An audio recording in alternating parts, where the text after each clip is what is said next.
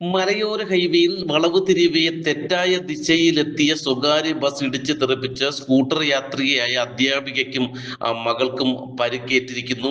കുളത്തൂപ്പുഴ അഞ്ചൽ പാതയിൽ മലയോര ഹൈവേയിൽ 11-ാം മൈലിന് സമീപം ഇന്ന് വൈകിട്ട് 5:30-യോടെയാണ് അപകടമുണ്ടായത്.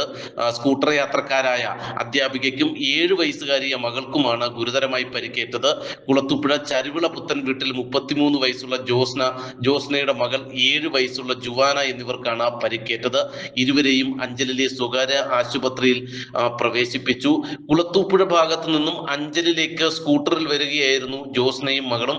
ഈ സമയം അഞ്ചൽ ഭാഗത്തു നിന്നും വളവ് തിരിഞ്ഞ് എത്തിയ പൂർണ്ണമായും റോങ് സൈഡിലെത്തിയ സ്വകാര്യ ബസ് തെറ്റായ ദിശയിലൂടെ തന്നെ വന്ന് സ്കൂട്ടറിൽ ഇടിച്ച് വീഴുകയായിരുന്നു.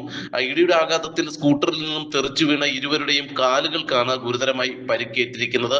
അപകടത്തെ തുടർന്ന് അല്പനേരം മലയോര ഹൈവേയിൽ ഗതാഗതം തടസ്സപ്പെട്ടു. ഓടിക്കൂടിയ നാട്ടുകാർ ഇരുവരെയും അഞ്ചലിലെ സ്വകാര്യ ആശുപത്രിയിൽ പ്രവേശിപ്പിക്കുകയായിരുന്നു.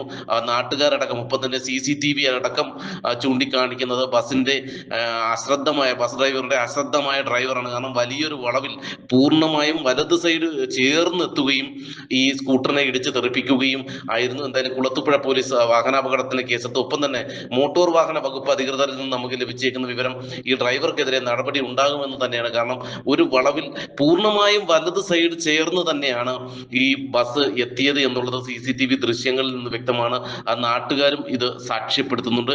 എന്തായാലും ബസ് ഡ്രൈവർക്കെതിരെ നടപടി എടുക്കുമെന്ന് പോലീസും ഒപ്പം തന്നെ മോട്ടോർ വാഹന വകുപ്പ് അധികൃതരും അറിയിച്ചു. പരിക്കേറ്റവരെ അഞ്ചലിലെ സ്വകാര്യ ആശുപത്രിയിൽ പ്രവേശിപ്പിച്ചിരിക്കുകയാണ്.